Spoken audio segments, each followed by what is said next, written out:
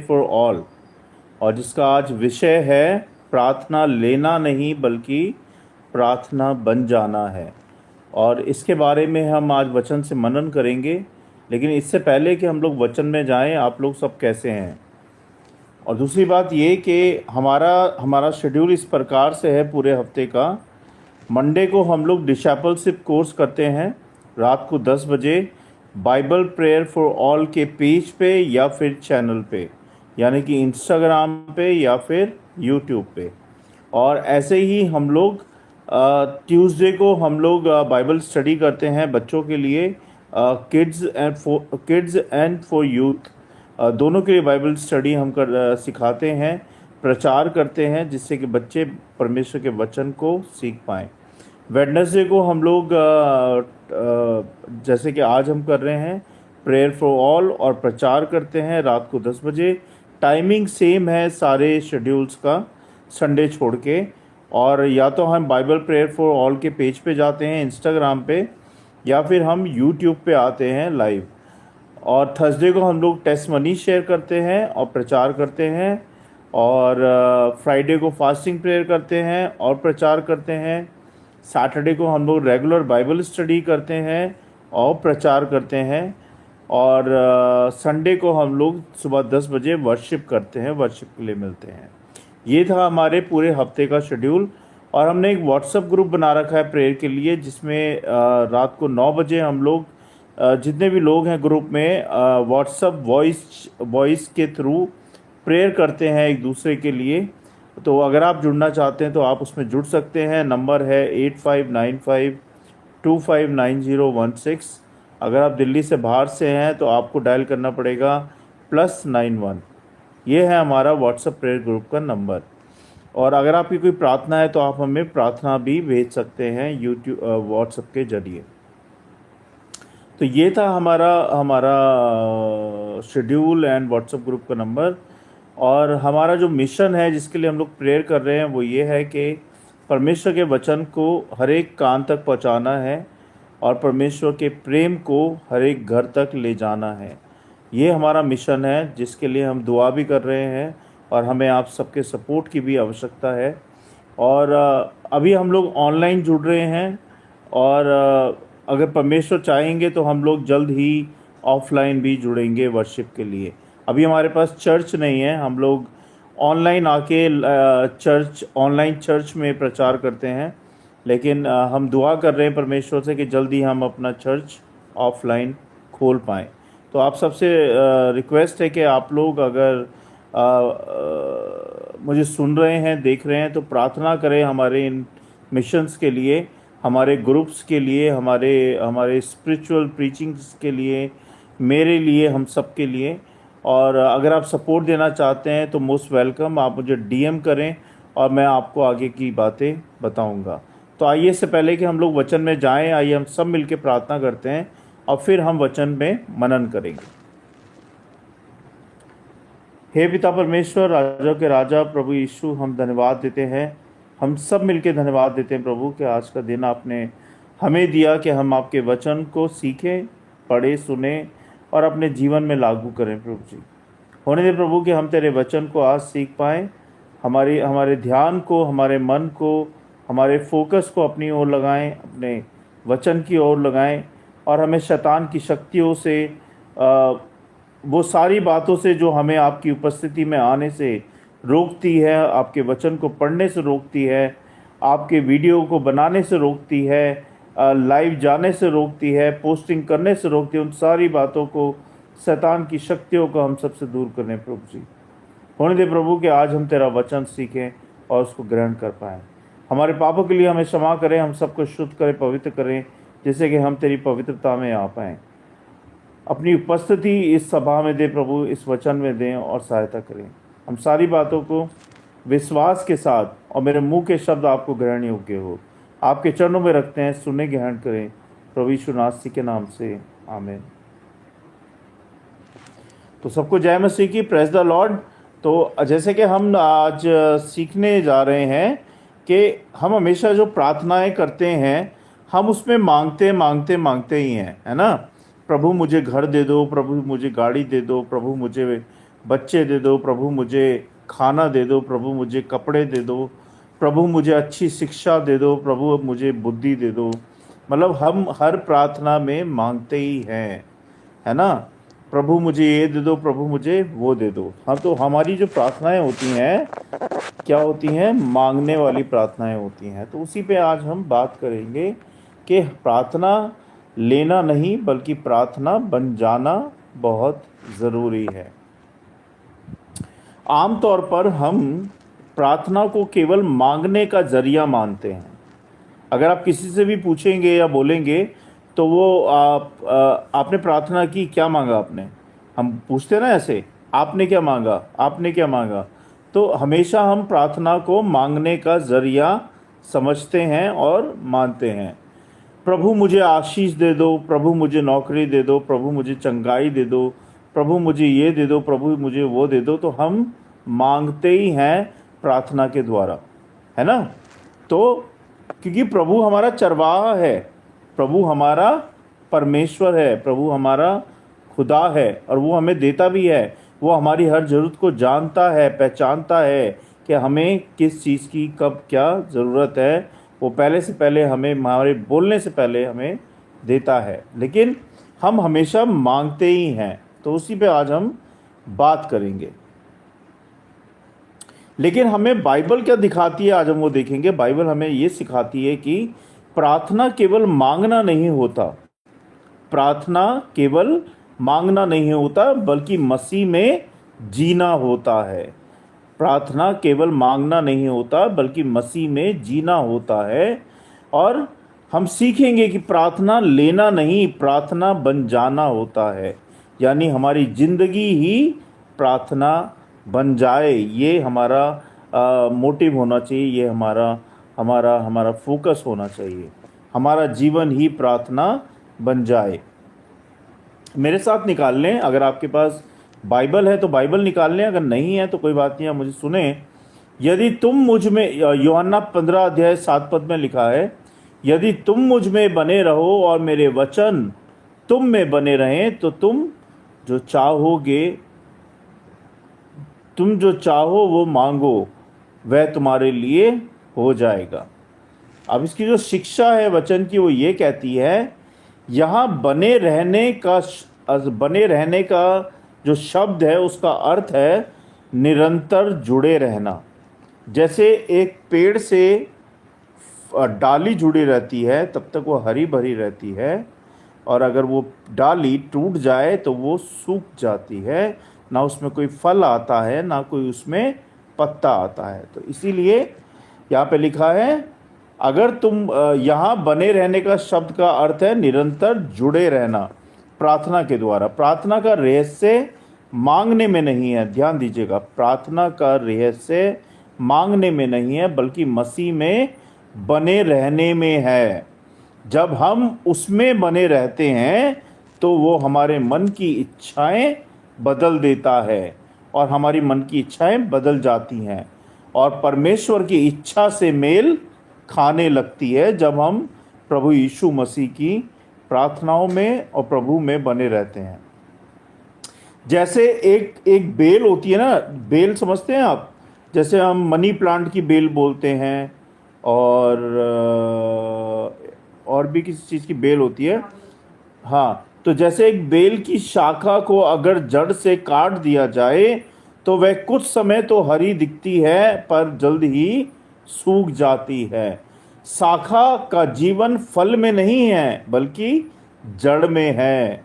जो बेल का जो जीवन है उसका जीवन फल में नहीं है, उसका जीवन जड़ में है, और अगर जड़ से उसे काट दिया जाए तो वो सूख जाती है। तो वैसे ही हमारी प्रार्थना शक्ति फलों उत्तर में नहीं है। हमारी प्रार्थना की शक्ति फलों में नहीं है बल्कि फलों के उत्तर में नहीं है बल्कि परमेश्वर में है, प्रभु यीशु से जुड़े रहने में है। ध्यान दीजिएगा मेरी बात को। बल्कि जड़ हमारी जो है यीशु मसीह है। हमारी जड़ कौन है? प्रभु यीशु मसीह, जिसमें हम अगर बने रहते हैं तो हम फल लेके आएंगे, आशीषें लेके आएंगे। लेकिन अगर हम उससे दूर हो जाते हैं, प्रार्थनाओं से, वचन से, संगति से, भवन से, तो हम सूख जाते हैं, हमारी आत्मा सूख जाती है, हम बद से बदतर हो जाते हैं और पाप और शैतान हमें घेर लेता है और हमारा जीवन खराब हो जाता है। एक यीशु मसीह हैं जो हमारे जीवन को संभालते हैं, हमें निखारते हैं, हमें बताते हैं सही और गलत के बारे में। मांगना स्वाभाविक फल है, मांगना स्वाभाविक फल है, लेकिन बने रहना ज़रूरी जड़ है। अगर आप यीशु मसीह में बने रहेंगे तो आप हमेशा आशीषित रहेंगे और आपका जीवन आशीषित रहेगा। लेकिन अगर आप उनमें नहीं बने रहेंगे तो आपका जीवन बिल्कुल नष्ट हो जाएगा। हर सुबह 5 मिनट, एक कहते हैं ना उसको अबाइड प्रैक्टिस, यानी कि 1 सेकेंड,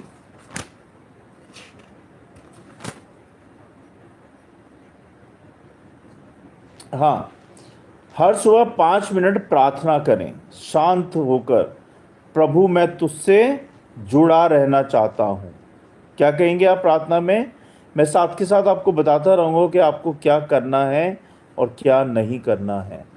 तो हर सुबह 5 मिनट समय निकालें और शांत होकर कहें, प्रभु मैं तुझसे जुड़ा रहना चाहता हूँ, कभी मुझे दूर मत करना। और दिन में कई बार रुककर सांस लेते हुए दोहराएं, मसीह में हूँ, मसीह मुझ में है। क्या बोलना है? मसीह में हूँ और मसीह मुझ में है। ये बहुत ज़रूरी है बोलना। जब आप ऐसे बोलेंगे आपके मन को, हृदय को शांति मिलेगी। 1 थिस्सलुनीकियों 5 अध्याय 16 से 18 पद में लिखा है, सदा आनंदित रहो, निरंतर प्रार्थना करो, हर बात में क्या करो? धन्यवाद करो। निरंतर प्रार्थना का अर्थ होता है हर क्षण को परमेश्वर से जोड़ना, हर पल को परमेश्वर से जोड़ना। जो आपकी जीवन की यात्रा में घट रहा है या चल रहा है, हर एक क्षण, हर एक पल को परमेश्वर से जोड़ना। यह शब्दों की निरंतरता नहीं बल्कि हृदय का निरंतर जुड़ाव होता है। धन्यवाद प्रार्थना को जीवित बनाए रखती है। जब आप धन्यवाद देते हैं परमेश्वर के कामों के लिए, परमेश्वर को जो जो जीवन में आपके कार्य किए हैं, परमेश्वर ने जो चीज़ें इम्पॉसिबल थी आपके लिए, लेकिन परमेश्वर ने उसको पॉसिबल कर दिया, तो उन सब बातों के लिए धन्यवाद करें, है ना। अपने शरीर के लिए, अपनी सांसों के लिए, खान पान के लिए, रहने के लिए, उठने के लिए, सोने के लिए, बच्चों के लिए, परिवार के लिए, कामकाज के लिए, आशीषों के लिए, आशीष बरकतों के लिए, सारी बातों के लिए परमेश्वर को धन्यवाद करें। एक किसान खेत में जोतते हुए, मैं आपको एक शॉर्ट कहानी बता रहा हूँ। एक किसान खेत में जोतते, समझते हैं किसान को, जो खेत को जोतते हैं और फिर वो बीज से फल आता है, तो वह जोतते हुए, पौधे सींचते हुए भी परमेश्वर को धन्यवाद देता है। जब इस कड़ी धूप में, कड़ी गर्मी में जब किसान मेहनत करता है, तभी तो वो अनाज आता है खेतों में, और वो अनाज शहर तक आता है और हम लोग फिर रोटी खाते हैं, है ना, क्योंकि वो किसान की मेहनत होती है। तो वहाँ पे किसान क्या करता है? बीज बोने के बाद, परमेश्वर तेरा धन्यवाद देता हूँ। उसका हर कार्य, हर पसीने की बूंद प्रार्थना बन जाती है। जैसे कि हमने बोला कि प्रार्थना लेना नहीं बल्कि प्रार्थना बन जाना होता है। तो यहाँ पे किसान का मैं उदाहरण दे रहा हूँ आपको। जब किसान खेत को जोतता है, पौधे सींचता है, परमेश्वर को धन्यवाद देता है, तो उसका हर कार्य, हर पसीने की बूंद प्रार्थना बन जाती है। प्रार्थना जीवन का तालमेल परमेश्वर के साथ है। प्रार्थना जीवन का तालमेल परमेश्वर के साथ है। दिन में 3 बार थैंक यू करें परमेश्वर को, और दोपहर, रात को रुक रुक कर परमेश्वर को धन्यवाद दें। जब आपको लगे कि आपको धन्यवाद देना चाहिए, परमेश्वर को धन्यवाद दें। हर रात सोने से पहले 3 चीज़ें लिखें जिनके लिए आप आभारी हैं। जैसे कि परमेश्वर ने आपके जीवन में कुछ 3 चीज़ें की हैं, रोज़ उन 3 चीज़ों को लिखें और फिर उसके लिए परमेश्वर को धन्यवाद दें। और ऐसा करने से क्या होगा, परमेश्वर आपको बहुत बहुत आशीष देंगे, आपके परिवार को बहुत आशीष देंगे, आपके घरों को बहुत आशीष देंगे, आपके कामकाजों को। क्योंकि जब आप परमेश्वर के कामों के लिए धन्यवाद देते हैं तो परमेश्वर खुश होते हैं, आनंद मनाते हैं, क्योंकि आप उनको धन्यवाद दे रहे हैं जो कार्य उन्होंने आपके जीवन में किए। फिलिपियों 4 अध्याय 6 से 7 पद में लिखा है, किसी बात की चिंता ना करो, सब बातों में प्रार्थना करो, तब परमेश्वर की शांति तुम्हारे हृदय और मन की रक्षा करेगी। प्रार्थना चिंता को शांति में बदल देती है। ये केवल मांगना नहीं बल्कि भार छोड़ना भी होता है। एक महिला का बच्चा बीमार था। मैं बीच बीच में आपको छोटी छोटी कहानियां बताता रहूँगा। एक महिला का एक बच्चा बीमार था और वे रात भर रोती रही, पर अगले दिन उसने सारी चिंता लिखकर प्रभु को सौंप दी। क्या किया उसने? अपनी सारी परेशानियां लिखी एक पेपर के ऊपर, और जब उसने प्रार्थना की तो वो पेपर सामने रख दिया और प्रार्थना करती रही और परमेश्वर को वो परेशानियों की जो लिस्ट थी परमेश्वर को सौंप दी। फिर क्या हुआ हम देखेंगे। उसने सारी चिंता लिखकर प्रभु को सौंप दी। उसी क्षण से भीतर से शांति मिली। चाहे परिस्थितियां वैसे ही रहें, हो सकता है परिस्थितियां उसी वक्त चेंज ना हो, लेकिन प्रार्थना करना बहुत ज़रूरी है। प्रार्थना से क्या होता है, आपकी चिंताएं बाहर जाती हैं, जिसको हम कहते हैं प्रेयर वरी आउट। क्या कहते हैं? प्रेयर वरी आउट, यानी कि प्रार्थना करने से आपकी चिंता बाहर जाती हैं। और प्रार्थना करने से क्या होता है? शांति अंदर आती है, यानी कि पीस इन। मैं इंग्लिश में बोलूँगा, prayer equal worry out plus peace in. Note कीजिएगा, इसको ध्यान दीजिएगा।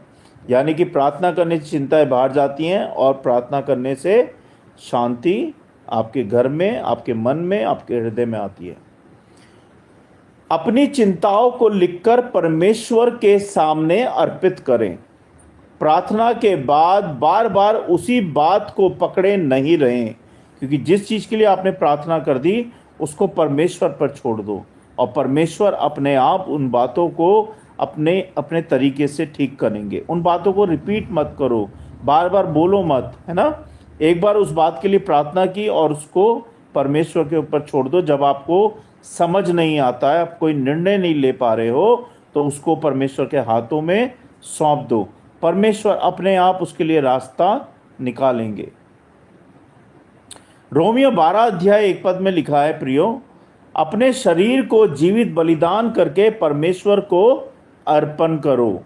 यानी कि असली प्रार्थना केवल शब्दों से नहीं होती। कई बार हम लोग आंख बंद करके प्रार्थना करते हैं, और प्रार्थना करते हैं तो हम सोचते हैं कि हम अगर अच्छा बोलेंगे तो बाकी लोग इम्प्रेस हो जाएंगे हमसे, हमारी प्रार्थना से इम्प्रेस हो जाएंगे, हमारे शब्दों से इम्प्रेस हो जाएंगे। तो यहाँ पे वचन कहता है, असली प्रार्थना केवल शब्दों से नहीं है बल्कि पूरी जिंदगी के समर्पण से है। जब आपका समर्पण होता है पूरे जीवन का, उसे असली प्रार्थना कहते हैं। सिर्फ शब्दों से प्रार्थना करना वो असली प्रार्थना नहीं होती। प्रार्थना बोलने से बड़ी प्रार्थना जीने में है। क्या है? प्रार्थना बोलने से बड़ी प्रार्थना जीने में है। एक कहानी मैं और सुनाता हूं आपको। एक नर्स रोज मरीजों की सेवा करती थी। उसके लिए केवल नौकरी नहीं थी वो, बल्कि परमेश्वर के लिए जीवित बलिदान है वो। उसका जीवन स्वयं प्रार्थना है, क्योंकि वो दूसरों की सेवा करती थी, और उसे नौकरी की तरह नहीं करती थी बल्कि सेवा के लिए करती थी। तो वो क्या हो गई? वो उसका जीवन स्वयं प्रार्थना बन गया दूसरों के लिए। तो इसी तरह हमें भी अपने जीवन को दूसरों के लिए प्रार्थना बनाना है। जीवन की भेंट सबसे बड़ी प्रार्थना होती है। हर सुबह दिन को समर्पित करें, अपने आप को, अपने जीवन को। प्रभु आज मैं तेरा हूं। क्या बोलना है आपने? प्रभु आज मैं तेरा हूं और हमेशा मैं तेरा रहना चाहता हूं। मुझ पे कार्य कर, मुझे संभाल, मुझे शैतान से बचा, जिससे कि मैं हमेशा तेरा बना रहूं। हर कार्य करते समय याद रखें कि यह भी उपासना का हिस्सा है, यानी कि वर्शिप का हिस्सा है। गलतियों 2:20 कहता है, अब मैं जीवित नहीं रहा, पर मसीह मुझ में जीवित है। जब मैं नहीं बल्कि मसीह मुझ में जीवित है, तो मेरा जीवन खुद प्रार्थना बन जाता है। जब मैं नहीं कहता कि मैं हूं, बल्कि मैं ये कहता हूं कि मुझ में मसीह जीवित है, तो मेरा जीवन खुद ब खुद प्रार्थना बन जाता है। पहचान बदलने पर जीवन बदल जाता है। पहचान बदलने पर जीवन बदल जाता है। अब मैं आपको एक उदाहरण और दूंगा। एक आदमी पहले बहुत गुस्सा करता था, बहुत गुस्सैल था, पर जब उसने समझा कि अब मसीह उसमें है, तो उसका स्वभाव बदल गया। उसका धैर्य ही उसकी प्रार्थना बन गया। अब प्रार्थना क्राइस्ट लिविंग थ्रू मी, यानी कि जब यीशु मसीह मेरे जीवन में, मेरी आत्मा में है, तो वो मेरा जीवन प्रार्थना बन जाता है।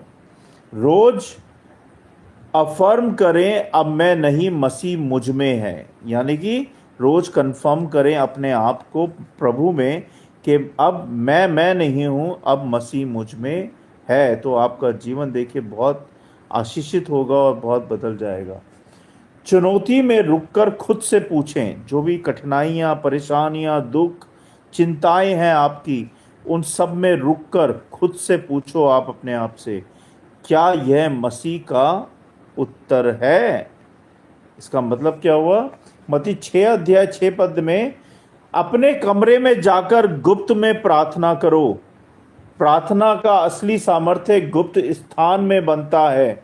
अपने घर में एक ऐसा कोना ढूंढो जहाँ पे आप और प्रभु हो और कोई ना हो, और प्रभु से अपनी प्रार्थनाएं रखो, अपने पाप रखो, अपनी बुराइयां रखो, सब कुछ प्रभु को बताओ, और परमेश्वर आपको बहुत बहुत अच्छा स्थान देंगे और आशीषित करेंगे।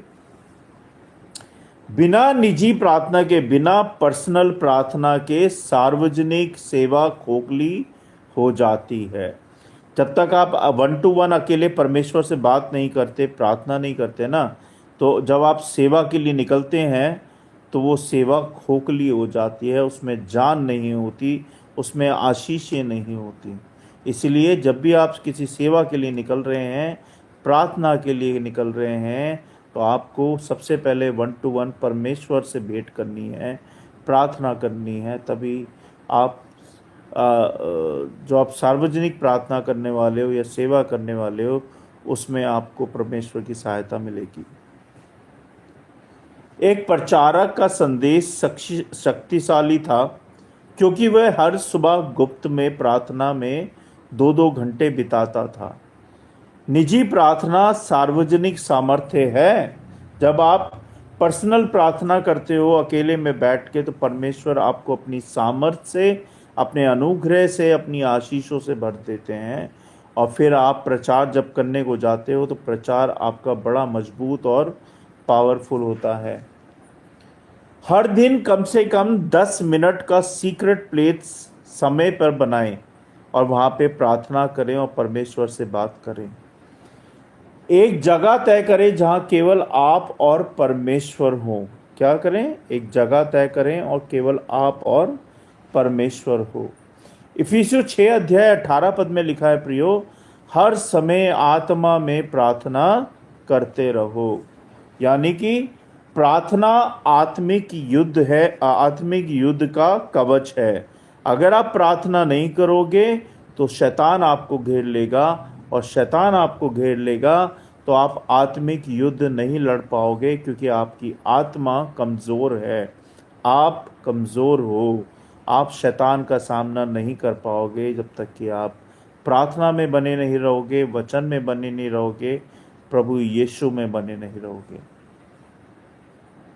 ये निरंतर जागरूकता और सुरक्षा का स्रोत है जब हम प्रार्थना करते हैं। एक माँ हर दिन अपने बेटे के लिए आत्मा में प्रार्थना करती थी। जब वह कठिनाई में पड़ा तो वही प्रार्थना उसकी रक्षा बन गई।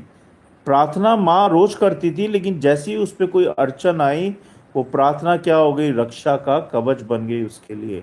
तो यू नेवर नो कि आपकी प्रार्थना कब कहाँ काम आ जाए, इसलिए निरंतर और रोजाना प्रार्थना करते रहो, अपने लिए, अपने बच्चों के लिए, अपने परिवारों के लिए, अपने कामकाजों के लिए। प्रार्थना जो है आत्मिक सुरक्षा है, जो कि हमें शैतान से, पाप से, बुराई से, संसार की उन सारी बातों से जो हमें परमेश्वर की उपस्थिति में जाने से बचाती है, वो आत्मिक सुरक्षा है।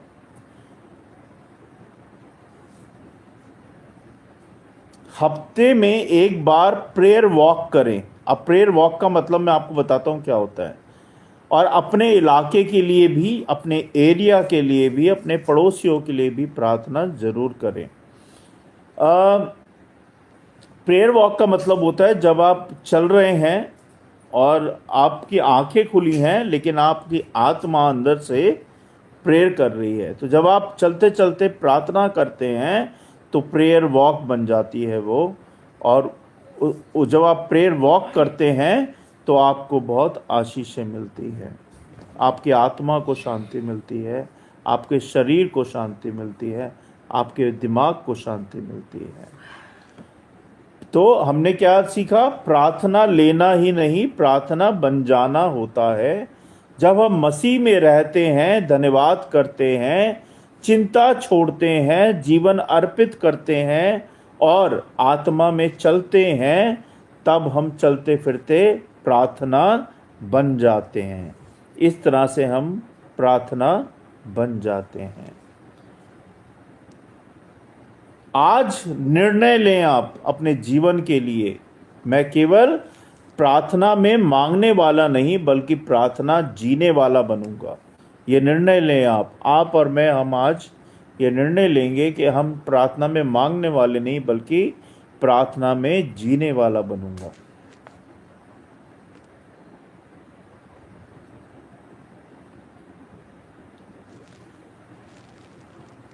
पूरा करूं मैं तेरा अरमां, सारी खताएं माना करूं मैं, तेरा करूं अब मैं ध्यान। दिल में धीमी आवाज़ आई, अपने गुनाहों को मान। जान लिया मैंने आवाज़ उसकी, जिसका किया अपमान। प्रार्थना में ईमान लाए जिस पर मसीहा, आए तुम्हारे पास। माफ़ करो अब पाप हमारे, कर दो लहू से साफ। जाना सभी को आखिर वहाँ है, होगा जहाँ इंसाफ। धो दे दिलों को आज हमारे, कर दे लहू से साफ। ये थी एक छोटी सी परमेश्वर के लिए प्रार्थना। और अब हम एक कहानी सुनेंगे और उसके बाद हम एक पोएम सुनेंगे और फिर हम एंड करेंगे। एक गांव में एजरा नाम का एक लड़का था। वह हर दिन मंदिर में जाकर प्रार्थना करता था। उसकी प्रार्थनाएं बहुत लंबी लंबी होती थी। हे प्रभु मुझे बहुत धन दे, हे प्रभु मुझे बहुत बड़ा घर दे, हे प्रभु मुझे सफलता दे। ये प्रार्थना वो किया करता था। लोग उसे देखकर कहते थे, वाह ये लड़का कितना प्रार्थनाशील है। लेकिन उसके जीवन में कोई बदलाव नहीं आ रहा था। वह झूठ भी बोलता था, गुस्सा भी करता था और स्वार्थी भी था। एक दिन गांव में एक बूढ़े संत आए। उन्होंने एजरा से कहा, बेटा प्रार्थना सिर्फ लेने का काम नहीं है। सच्ची प्रार्थना वह है जब तुम्हारा जीवन ही प्रार्थना बन जाए। एजरा चौंक गया और बोला, जीवन प्रार्थना कैसे बन सकती है? संत संत ने उदाहरण दिया और बोला, क्या बोला? देखो, नदी कभी लोगों से कुछ नहीं मांगती, हमेशा पानी पिलाती है। नदी कभी लोगों से कुछ नहीं मांगती, हमेशा पानी पिलाती है, लेकिन उसका बहना ही सबको जीवन देता है। ऐसे ही प्यासा प्यासा प्यास बुझाता है, खेतों को सींचता है, नाव को चलाता है। नदी खुद प्रार्थना बन जाती है दूसरों के लिए, क्योंकि उसका बहना ही परमेश्वर का काम कर रहा होता है। तो एजरा ने सीखा, उसी दिन से उसने लंबी मांगने वाली प्रार्थना करना बंद कर दिया। अब वह छोटे छोटे कामों के लिए प्रार्थना ढूंढने लगा, और जब उसने किसी भूखे को खाना दिया तो वह उसकी प्रार्थना थी। जब उसने किसी को क्षमा किया तो वह उसकी प्रार्थना थी। जब उसने माँ की हेल्प की वह उसकी प्रार्थना थी। जब उसने गुप्त में परमेश्वर को धन्यवाद किया तो वह उसकी प्रार्थना थी। धीरे धीरे गांव के लोग बोले, एजरा पहले केवल प्रार्थना करता था, अब वह खुद प्रार्थना दूसरों के लिए बन गया है। इसकी शिक्षा ये कहती है, प्रियो, प्रार्थना केवल शब्दों से नहीं, जीवन से दिखाई देती है। जब हमारे काम, हमारी आदतें, हमारा प्रेम मसीह को दिखाए, तब हम चलती फिरती प्रार्थना बन जाते हैं। अब मैं एक पोयम बताऊंगा और पोयम के साथ खत्म करूंगा। शब्दों से नहीं, दिल की धड़कन से बोलो, मांगने से नहीं, जीवन से प्रभु को तोलो। हाथ उठाना ही प्रार्थना नहीं है, किसी का आंसू पोंछना भी आराधना सही है। मंदिर की घंटी से आगे बढ़ जाना है, हर कदम हर सांस को प्रार्थना बनाना है। जब तुम प्रेम करो वही प्रार्थना है, जब तुम क्षमा करो वही आराधना है। मांगते मांगते थकना नहीं है, देते देते जीना ही सच में प्रार्थना है। जैसे दीपक जलता है रात भर, वैसे ही जीवन जले प्रभु के लिए निरंतर। मत कहो हे प्रभु मुझे दे दो कुछ, बल्कि कहो हे प्रभु मुझे बना दे तेरा प्रतिरूप। क्योंकि प्रार्थना लेना नहीं, प्रार्थना बन जाना है। परमेश्वर के वचन को पढ़े जाने और सुने जाने पर आशीष दें। मैं आप सबका बहुत बहुत धन्यवाद देता हूं कि आप लोग जुड़े हमारे साथ। बहुत बहुत धन्यवाद। और आइए हम सब मिलकर प्रार्थना करेंगे। हे पिता परमेश्वर, राजाओं के राजा प्रभु यीशु, हम धन्यवाद देते हैं इस समय के लिए, और धन्यवाद देते हैं प्रभु कि आपने हमें सिखाया प्रभु कि हमें मांगना ही नहीं है प्रार्थना में, हमें प्रार्थना बन जाना है दूसरों के लिए। हमें प्रार्थना बन जाना है प्रभु। तो होने दे प्रभु कि हम सब दूसरों के लिए प्रार्थना बन पाएं। हम मांगे ना, बल्कि हम प्रार्थना बने दूसरों के लिए, और दूसरों की सहायता करें, दूसरों को क्षमा करें, दूसरों के लिए हेल्प करें। यही हमारी प्रार्थना है प्रभु। हम सबको प्रार्थना बन जाना सीखा प्रभु जी। हम सब की सहायता कर, और होने दे प्रभु कि तेरे इस वचन को हम सब मिलके अपने जीवन में लागू कर पाएँ और उसको जिएं, और दूसरों के साथ प्रार्थना बन के उनको भी सहायता कर पाएँ। ऐसा होने दे प्रभु जी। तेरे वचन की रखवाली करें प्रभु ये करोड़ों गुना पहले वीडियो के द्वारा, और सहायता करें प्रभु कि ये वचन हर एक के दिल में ग्रहण हो पाए प्रभु जी। शैतान की देखी अनदेखी शैतानी शक्तियों को हम सबसे दूर करें, और हमारी सहायता करें प्रभु कि तेरे वचन के अनुसार हम वही करें जो तू हमसे चाहता है। तेरी इच्छा पूरी हो प्रभु इस घर में, परिवार में, हमारे बच्चों में, हमारी हर बात में तेरी इच्छा पूरी हो। जो लोग हमें देख रहे हैं, सुन रहे हैं प्रभु, उन सबको भी ब्लेस करें, उन सबके बच्चों को ब्लेस करें, उनकी फैमिलियों को ब्लेस करें, उनके काम काजों को ब्लेस करें, और उनकी सहायता मदद करें प्रभु, उनकी रक्षा करें और संभालें प्रभु जी, और अपनी दया दृष्टि कृपा सदा उन पर बनाए रखें प्रभु जी। बहुत बहुत धन्यवाद प्रभु आज के दिन के लिए, ये समय के लिए कि आपने इस समय दिया कि हम आपसे प्रार्थना कर पाएँ, आपसे हम मांग पाएँ, आपसे हम अपनी प्रॉब्लम्स रख पाएँ आपके सामने। इसके लिए धन्यवाद प्रभु जी। और हम विनती प्रार्थना लेके आए प्रभु कि जब हम प्रार्थना कर रहे हैं आपके अपने ऑनलाइन चर्च के मिशन के लिए प्रभु कि हम आपके वचन को हर एक तक पहुंचा पाएं, आपकी प्रार्थनाओं को हर एक तक पहुंचा पाएं प्रभु, आपकी सेवा को हर एक तक पहुंचा पाएं, ऐसा होने दे प्रभु जी। हमें सहायता की ज़रूरत है प्रभु, आप हमें सपोर्ट करें, सहायता करें कि एक दिन हम अपना चर्च भी बना पाएँ अपने एरिया के अंदर। तो हमें सपोर्ट करें, सहायता करें प्रभु। हम किसी से उधार मांगना नहीं चाहते, हम किसी से फाइनेंशियल लोन नहीं लेना चाहते, क्योंकि आप ही हमारा सहारा हैं, आप ही हमारे फाइनेंशियल हैं, आप ही हमारा लोन है प्रभु। आप हमारी सहायता करें प्रभु कि हम जल्द से जल्द अपना चर्च खोल पाएँ, जिससे कि हम आपकी जैसे ऑनलाइन मिलते हैं ऐसे ही हम ऑफलाइन मिल पाएँ सारे के सारे, और आपकी वर्शिप कर पाएँ। हम सबकी सहायता मदद कर प्रभु, और दया दृष्टि सदा कृपा बनाए रख प्रभु।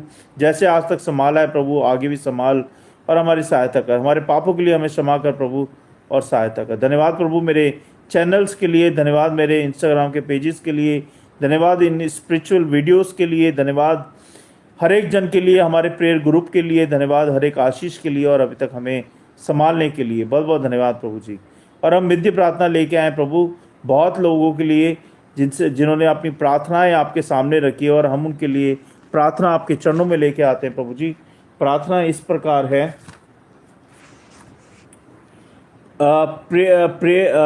प्रार्थना है काइवा भाई के लिए जो जिन्होंने प्रार्थना की है कि उनको उनके घर परिवार में हमेशा सदा सुख शांति बनी रहे प्रभु जी। प्रभु यीशु नासी के नाम से प्रार्थना करते हैं रेस्पिट्रिक्स के लिए जो कि केनिया से हैं, जो चाहते हैं प्रभु कि उनकी सिंगिंग में, उनके फ्यूचर में, उनके जीवन में आपकी सहायता मदद मिले। तो प्रभु इस भाई की प्रार्थना सुने और इनकी सहायता करें प्रभु जी। हम विधि प्रार्थना करते हैं भैनिका के लिए जो कि स्पिरिचुअल प्रार्थनाएं करती हैं और आपके वचन को शेयर करती हैं, उनको और आशीषित करें और अपने वचन में और बढ़ाएं प्रभु। हम प्रेयर करते हैं पास्टर रेने के लिए जो आपके वचन में बढ़ रहे प्रभु, उनको और बहुताई से बढ़ाएं और उनकी सहायता करें उनकी सेवकाई में प्रभु जी। हम विधि प्रार्थना करते हैं प्रभु बाबू के लिए, जब बाबू ब्रेन हैमरेज की दवाई खा रहा है और वो रिकवरी कर रहा है, उसको चंगाई करने में सहायता मदद करें प्रभु जी। हम विधि प्रार्थना करते हैं प्रभु जी अमित भाई के कर्जों के लिए, उनके घर के लिए सहायता करें प्रभु कि वो अपने सारे कर्जे निपटा पाएँ और अपने बच्चों को सुरक्षित जीवन दे पाएँ और अपना एक घर बना पाएँ। हम विधि प्रार्थना करते हैं प्रभु जी माही के लिए, जब माही बीमार है, उसकी वो दवाइयाँ खा रही हैं, तो उसको दवाई का असर दिखाएं और रिकवरी करने में और चंगा होने में उसकी सहायता करें। हम विधि प्रार्थना करते हैं रितु सिस्टर के लिए जिनके ऊपर बहुत कर्जा है, उनके कर्जे उतारने में सहायता करें प्रभु यीशु, और उनको मदद करें, नए नए रास्ते खोलें और मार्गदर्शन करें प्रभु जी। हम विधि प्रार्थना करते हैं प्रभु जी डिम्पल बहन के लिए, जब उनके सेकंड सेमेस्टर के पेपर हैं और नौकरी के लिए, और वो स्टडी भी कर रही हैं, उनकी सहायता करें कि उनकी स्टडी में, उनकी जॉब के लिए यीशु नासी के नाम से उन्हें स्ट्रेंथ मिल पाए, बुद्धि समझ मिल पाए, जिससे कि अपने वो एग्ज़ाम क्लियर कर पाएँ और आगे बढ़ पाएँ। हम इनकी प्रार्थना करते हैं प्रभु जी ब्रदर वंश डैनियल के लिए जो कि अब हमारे साथ जुड़े हुए हैं प्रेयर में प्रभु, उनकी सहायता मदद करें, उनके परिवार की सहायता करें और उनको भी आगे बढ़ाएं प्रभु जी। विनती प्रार्थना करते हैं प्रभु जी निक्कू के लिए, उसकी पढ़ाई लिखाई में सहायता करें, जब उसके एग्ज़ाम आ रहे हैं प्रभु उसको बुद्धि समझ ज्ञान दे कि अपने एग्ज़ाम वो ठीक से लिख पाए और उसका पेट का दर्द ठीक हो पाए। हम विनती प्रार्थना करते हैं प्रभु जी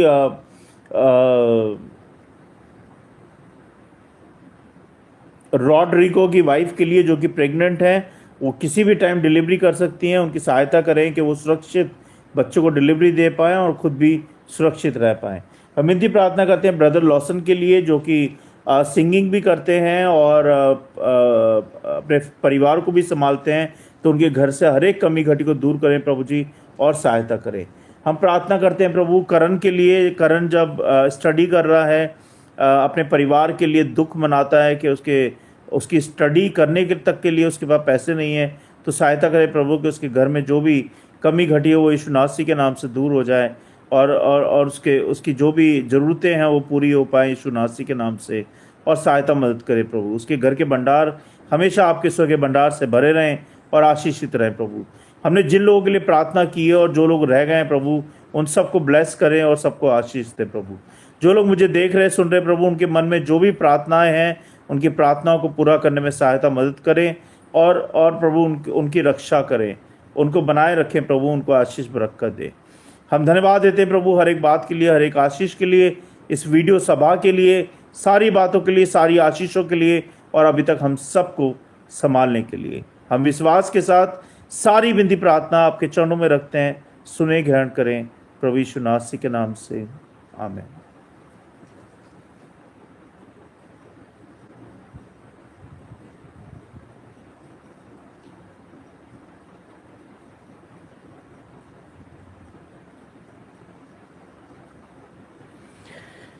सबको जय मसीह की। God bless you all. Thank you for joining. और धन्यवाद आपका, आप लोग जुड़े हमारे साथ, बहुत बहुत धन्यवाद।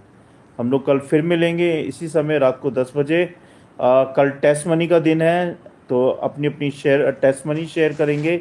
मैं भी अपनी टेस्ट मनी शेयर करूंगा। अगर आप टेस्ट मनी शेयर करना चाहते हैं तो आप मुझे मैसेज करें अपनी टेस्ट मनी, और हम आपकी टेस्ट मनी को शेयर करेंगे।